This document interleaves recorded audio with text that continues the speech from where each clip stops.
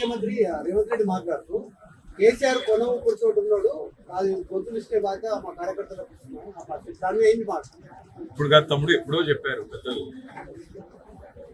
మీకు అది గుర్తుండే ఉండొచ్చు. సుమతి శతకం అనుకుంటారు.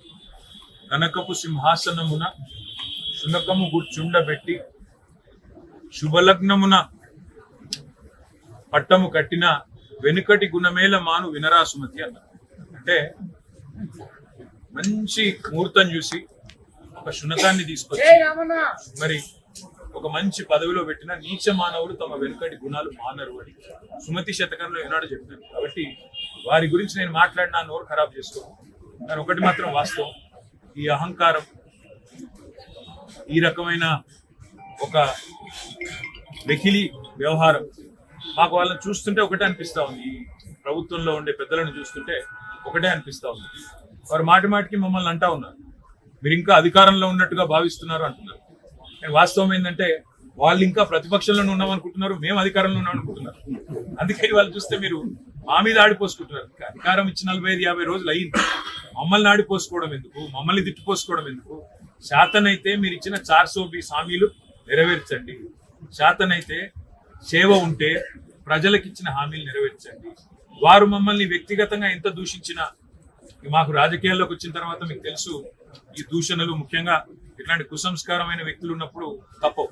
కానీ మేము ప్రజల తరపున మాత్రం వారిచ్చిన 420 హామీలు, అందులో 100 రోజుల్లో అమలు చేస్తానన్న 6 గ్యారంటీ, వీటన్నిటి విషయంలో మాత్రం మా దృష్టి, ప్రజల దృష్టి మరల్చకుండా చూసుకుంటాం. ఎందుకంటే ఇవన్నీ కూడా ప్రజల దృష్టి మరల్చే ఎత్తుగడలు, కుయుక్తులు.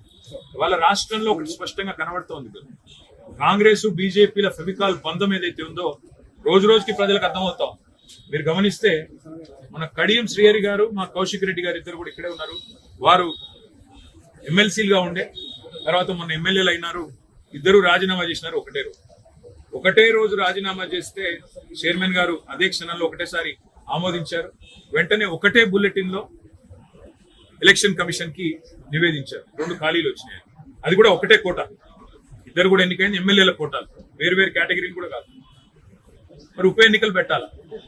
ఉప ఎన్నికలు పెట్టాలి అంటే సహజంగా ఒకటే కోటా కాబట్టి, ఓటరు కూడా మళ్ళీ వారే కాబట్టి, మళ్ళీ ఎమ్మెల్యేలే కాబట్టి ఒకటే ఎన్నిక జరగాలి. ఉప ఎన్నికలు రెండింటికి ఒకేసారి ఉప ఎన్నికలు జరగాలి.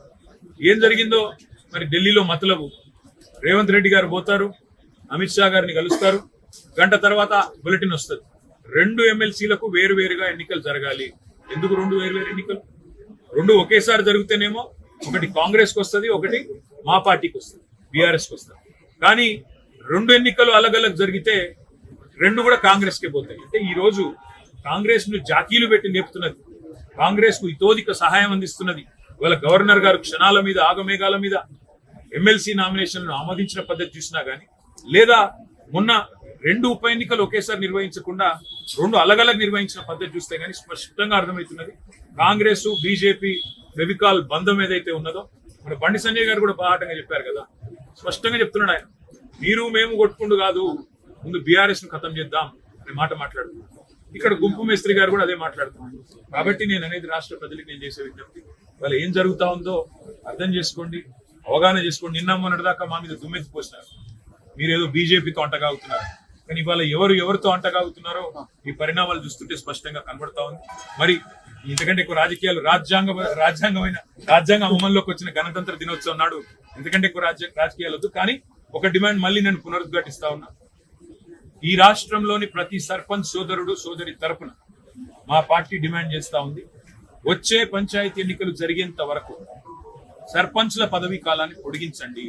ప్రజాపాలన అంటే ప్రజాప్రతినిధులు నడిపించాలి తప్ప పర్సన్ ఇన్ఛార్జీలు నడిపిస్తే దాన్ని ప్రజాపాలన అనరు. మీకు ఒకవేళ ఎన్నికలు పెట్టే ఉద్దేశం ఉంటే ఎన్నికలు పెట్టండి, లేని పక్షంలో వీరి పదవీ కాలాన్ని పొడిగించి ప్రజాపాలన అనే దానికి నిజమైన నిర్వచనం ప్రజాప్రతినిధుల ఆధ్వర్యంలో నడిచే పాలన అనే విషయాన్ని మర్చిపోకుండా ముందుకు పోవాలని కోరుతున్నాను.